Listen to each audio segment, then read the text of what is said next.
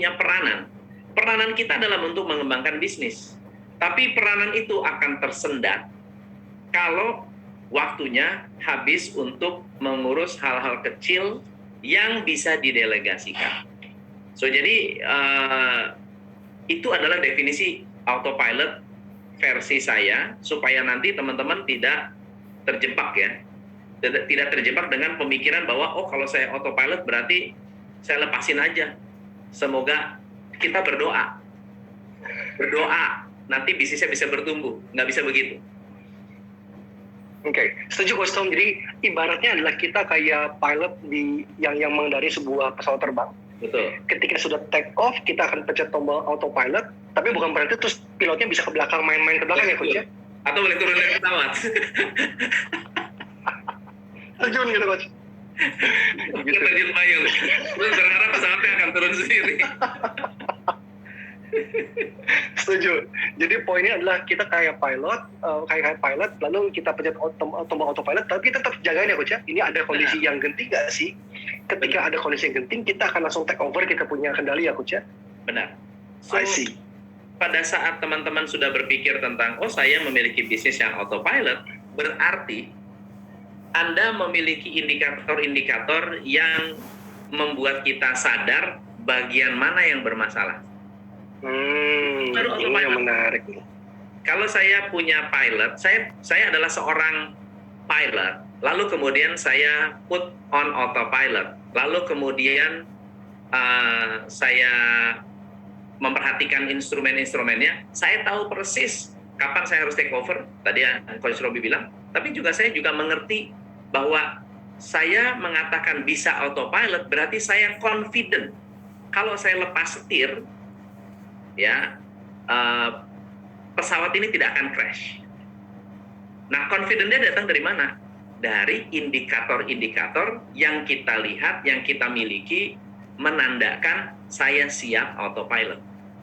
Kalau nggak, indikator pun nggak ngerti, jangan coba-coba. Kalau indikator nggak paham, jangan coba-coba autopilot. Begitu kan? Oke, clear Coach. Nah, Coach Tom, apakah semua bisnis itu bisa jadi autopilot, Coach? Yes and no. Jadi ada bisnis-bisnis yang secara nature itu memang sifatnya craft. Artinya harus ada sentuhan si pemiliknya. Kayak misalnya lukisan. Lukisan, untuk menciptakan lukisan baru, tentunya harus ada si artisnya. Tapi marketingnya bisa autopilot. Membersihkan palet bisa autopilot. Keuangan bisa autopilot.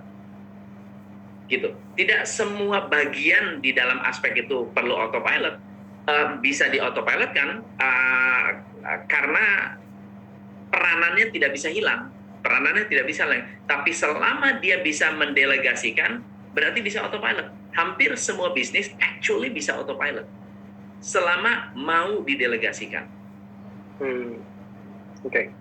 Jadi selama pekerjaannya itu udah tadi bisa didelegasikan, maka bisnis itu bisa autopilot ya Coach ya? Bisa autopilot. I see. Oke. Nah Coach, kalau lebih dalam lagi Coach, kalau syarat utama untuk bisa autopilot Coach, itu syaratnya apa Coach? Oke, jadi dalam bisnis itu kita memang perlu ada indikator tadi ya, kita cerita indikator. Ada 4 indikator bisnis yang bisa autopilot yang mungkin teman-teman bisa catat. Syarat yang pertama harus profitable dulu. Sebelum profitable, tidak perlu memikirkan autopilot bahkan. Pikirkan profitability-nya dulu. Oke? Syarat yang kedua, harus easy to manage. Artinya begini, kalau saya punya orang sales, masuk seminggu nggak bisa jualan, berarti it's not easy to manage di bagian sales itu. Artinya orang yang bekerja itu tidak bisa produktif. Saya baru rekrut anak fresh graduate untuk menjadi kreatif produser di Top Coach Indonesia. Sebagai kreatif. Orang kreatif artinya dia harus nanti menciptakan konten atau program YouTube channel yang bagus ya, yang oke gitu ya. Itu kemarin dia baru masuk. Kemarin masuk, hari ini sudah 2 konten yang kita produce.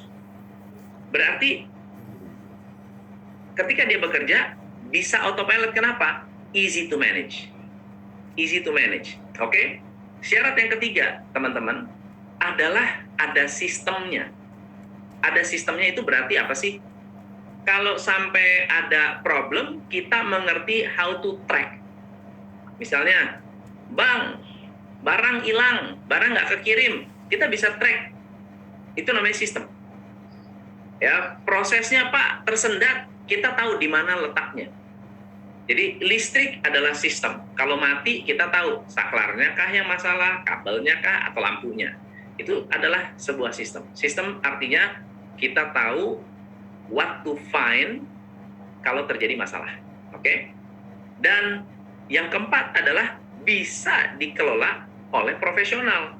Kalau bukan saya, bisa nggak kreatif itu dulu YouTube channel tuh saya yang bikin, saya yang produce, saya yang edit, saya semua yang kerjain tuh, ya. Dan banyak orang yang mendelegasikan nggak berani. Nah sekarang saya bisa delegasikan, yang edit 1 orang, yang kreatif. Dulu kreatif saya sendiri, sekarang kreatif. Bayangkan apa yang ada di pikiran saya bisa dikerjakan oleh anak fresh graduate. Bisa produce 2 konten berkualitas dalam 2 hari bekerja. Artinya easy to manage. Itu artinya saya bisa mendesain sesuatu yang autopilot dan dikelola oleh profesional. Tapi ini semua jangan dikerjakan selama belum profitable. Kalau nggak ada duitnya, cari duitnya dulu. Nah, Coach, apa hubungan antara profitabilitas dengan autopilot, Coach? Menarik nih. Ya, kalau misalnya kita berbisnis, konsentrasi penuh kita atau value terbesar kita sebagai business owner adalah untuk membuat nilai tambah. Bisnis kita tambah bernilai, betul ya? Kita tidak bisa mendelegasikan nilai tambah ini ke orang lain. Untuk UKM yang baru mulai, ya, UKM yang baru mulai, berbeda dengan kalau misalnya begini, saya punya bisnis minuman, saya punya duit banyak, which is profitable, oke, saya punya uang yang sangat-sangat banyak, saya rekrut orang Unilever untuk running my business, boleh nggak? Boleh, tapi kan harus punya duit, betul nggak ya? Ya. So nanti pada saat saya mau merekrut profesional, duitnya dari mana? Kalau tidak profit. Correct. Nah, I understand. even profesional pun belum tentu bisa membuat bisnis kita profitable. Even profesional, kalau dasarnya sudah rugi, kalau dasarnya sudah the business is not working, mau profesional sampai botak juga kita nggak bisa. Kalau produknya udah salah, ya desainnya sudah salah, marketnya sudah salah, kita yang paling tahu. Kita yang punya kuasa juga untuk merubah itu semua, gitu. I see. Jadi memang untuk bisa autopilot kita butuh dana sebetulnya untuk bisa punya sistem, membangun sistem dan juga meng-hire orang-orang profesional. Betul. Agar kedua hal ini bisa jadi autopilot ya Pak, Coach ya? Betul. I see. Oke, Coach. Nah, Coach kan pasti punya nih step by step yang Coach Tom bisa usulkan pada kami semua yang future IC Heroes yang hari ini hadir. Apa sih Coach step by step yang kita perlu lakukan di bisnis kita supaya kita bisa autopilot, Coach? Please. Okay. Jadi kalau teman-teman nanti mau membuat bisnis autopilot, kita coba bayangkan Anda bangun rumah. Jadi bayangkan Anda bikin rumah. Nah, rumah ini untuk bisa benar-benar kokoh, kita butuh apa? Banyak orang bikin butuh fondasi. Sebetulnya yang paling penting sebelum bikin fondasi justru buat blueprint dulu. Gambarnya. Nah, gambar ini menentukan apa sih? Menentukan endingnya rumah kita jadinya kayak apa. Jadi sebelum teman-teman membuat bisnis autopilot, Anda mesti menentukan endingnya dulu. Endingnya saya mau IPO. Endingnya saya mau franchise. Endingnya saya mau mengembangkan cabang kemana-mana. Endingnya saya mau buka di Singapura. Endingnya saya mau punya pabrik. Misalnya hari ini Anda adalah reseller misalnya. Ada nggak reseller yang akhirnya punya pabrik? Ada. Tapi reseller punya pabrik, ketika mereka menjadi reseller, mereka tidak go with the flow. Tapi mereka apa ya? Mereka upgrade. Saya hari ini reseller, enggak. Next time saya mau maklun. Dari maklun saya punya formula, saya sekarang buka pabrik. Setelah buka pabrik, mungkin mau buka produk baru dan seterusnya. Itu semua di setup di dalam blueprint-nya. Ketika kita sudah bikin rumah, nih bayangkan bikin rumah. Anda bikin rumah nggak pakai gambar. Rumah itu kemudian Anda ajak orang bekerja. Makin banyak yang bekerja, semakin berantakan rumahnya. Semakin berantakan. Kenapa? Masing-masing orang akan nanya, Pak, ini rumahnya mau jadi kayak apa? Pak, batunya ditaruh di mana? Pak, ini nanti jendelanya tinggi atau pendek? Yang satu berpikir jendelanya tinggi, yang satu bilang jendela pendek. Yang satu bilang pintunya lebar, yang satu bilang pintunya kecil. Jadi mungkin bikin kusennya lebar, yang bikin pintu kecil. Itu jadi berantakan. Akhirnya apa? Double work atau rework. Jadi kalau teman-teman memiliki masalah dengan rework, sering berulang masalah, misalnya contohnya, iya nih, anak buah saya sering salah. Itu karena blueprint Anda itu salah. Atau bahkan karena tidak ada blueprint. Maka autopilotnya tidak bisa terjadi karena menjadi pemadam kebakaran. Kalau Anda punya blueprint, dikasih ke kontraktor kalau nggak ngerti tinggal tanya kita, minta klarifikasi. Tapi kalau Anda sudah clear, kontraktornya sudah clear, didelegasikan kepada siapapun, bisa rumah itu akan jadi. Yang penting ada apanya? Profitnya, ada duitnya, ada duit untuk membangun. Ada uang untuk membangun. Itu adalah step yang pertama. So, desainlah blueprint. Kalau bingung blueprint itu apa, ya bayangkan blueprint rumah. Kalau bingung membayangkan blueprint rumah seperti apa, atau blueprint rumah kayak gimana, Anda bayangkan bisnis Anda endingnya kayak apa. Banyak orang bisnis, banyak pengusaha ya, bisa mulai, tapi nggak ngerti endingnya bisnisnya kayak apa.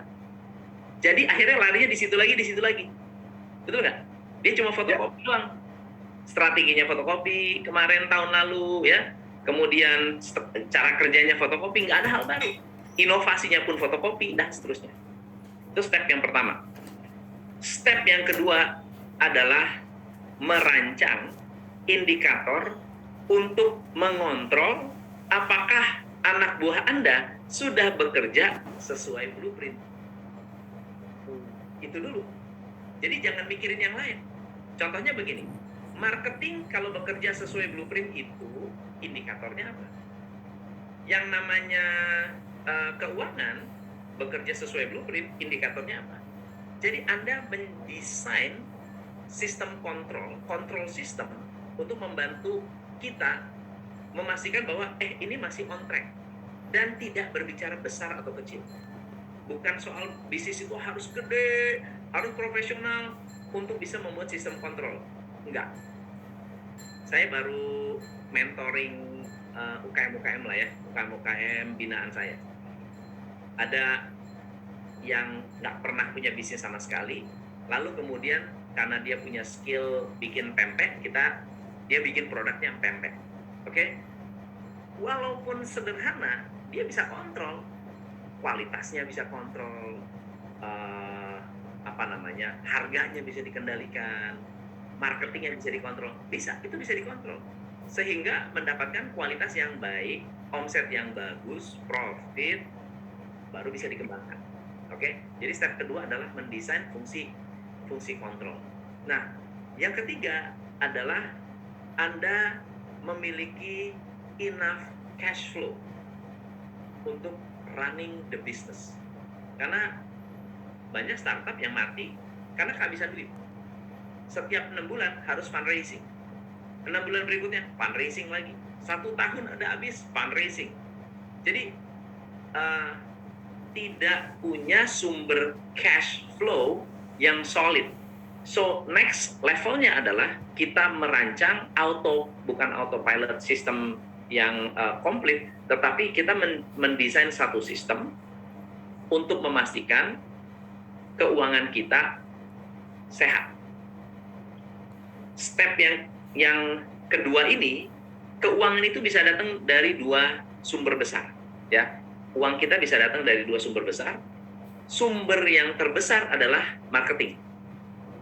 Sumber terbesar adalah marketing. Jadi customer membeli produk kita, itu sumber terbesar. Tapi sumber terbesar yang kedua untuk membuat cash flow kita sehat adalah pengendalian piutang. Ya, pengendalian piutang. Saya nih, piutang saya kuat atau enggak? Piutang saya terbayar lunas atau tidak? Oke. Yang ketiga, kalau saya sudah kontrolnya benar, saya punya cash flow keuangan, cash flow-nya sehat. Nah, yang ketiga, ini baru kita menciptakan yang disebut business consistency atau business system. Business system itu bisa mengunci semua proses yang baik dengan SOP. Jadi SOP bukan sistem. SOP adalah dokumen yang kita gunakan untuk mengunci sistem yang sudah kita rancang. Oke? Nah, kalau standarisasinya sudah benar, atau kita sebutnya standarisasi ya, paling gampang ya. Orang sales kita standar. Orang sales distandarisasi, orang marketing distandarisasi. Ya, kenapa kok tadi itu tim konten kreator bisa menciptakan konten dengan cepat? Karena sudah standar. Kita kasih standarisasi, jadi anak baru pun bisa jalan. Gitu. Nah, yang keempat ini yang cukup kritikal adalah merancang rekrutmen dan talent development untuk memastikan kita memiliki orang yang tepat untuk running the system. Nah, kebanyakan dari kita nyari orang, mengharapkan orang itu yang membuat sistem untuk bisnis kita. Orangnya keluar, sistemnya dibawa pergi. Nah, sebaliknya nih, harusnya kita yang rancang supaya sistem itu sehat, cari orang yang memang mampu menjalankan sistem itu. Jangan cari orang yang harus kita setengah mati ngajarin, bikin salah terus, akhirnya sistem kita ngalah kepada orang itu. Oke.